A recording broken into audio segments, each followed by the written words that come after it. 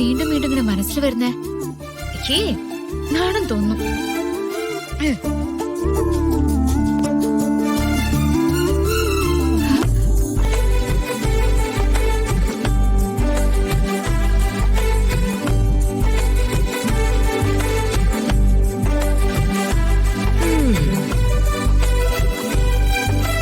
എന്താ? അത് തന്നെയാ ഞാനും ചോദിക്കുന്നേ, എന്താണ്? എനിക്കൊന്നുമില്ല. ഒന്നുമില്ലാന്നൊന്നും പറയണ്ട. എന്തോ ഒരു കുഴപ്പം പിടിച്ച ചിന്ത മനസ്സിൽ കിടന്ന് കളിക്കുന്നുണ്ടല്ലോ. എന്താ മോളെ, അഭിനയിക്കാൻ പോയിട്ട് ജീവിക്കാൻ തീരുമാനിച്ചോ? സുനന്ദേച്ചിക്ക് ഭ്രാന്ത് പിടിച്ചോ?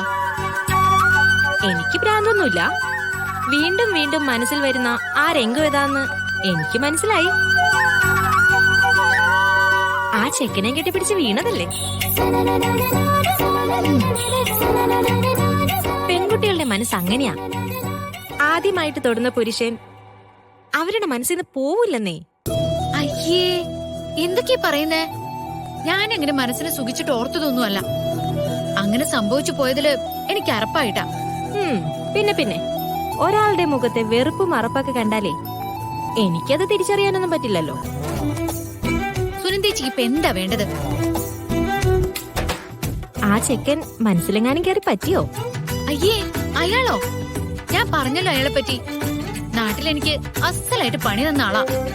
അയാൾക്ക് എന്റെ മുഖം തിരിച്ചറിഞ്ഞില്ല എന്ന് തോന്നുന്നു. അറിയാമായിരുന്നെങ്കിൽ അതേ മുകളിൽ ഒരുത്തി മുന്നിൽ വന്ന് നിൽക്കുമ്പോ അയാൾക്ക് മനസ്സിലാവായിരുന്നില്ലേ? അത് മാത്രല്ല, അയാളൊരു കോടീശ്വരൻ. അയാളുടെ ജീവിതം വേറെ, സ്വപ്നങ്ങൾ വേറെ. അതിന്റെ ഇടയില് ഞാനിനി അയാളെ ആലോചിക്കാത്ത കുറവേ ഉള്ളൂ. എന്നാലും ആള് വലിയ കുഴപ്പമൊന്നുമില്ലല്ലേ? അല്ല, എന്ന് മുതലാ സുനന്ദേച്ചി ദല്ലാള് പണി തുടങ്ങിയത്? എന്ത് ദല്ലാള് പണി?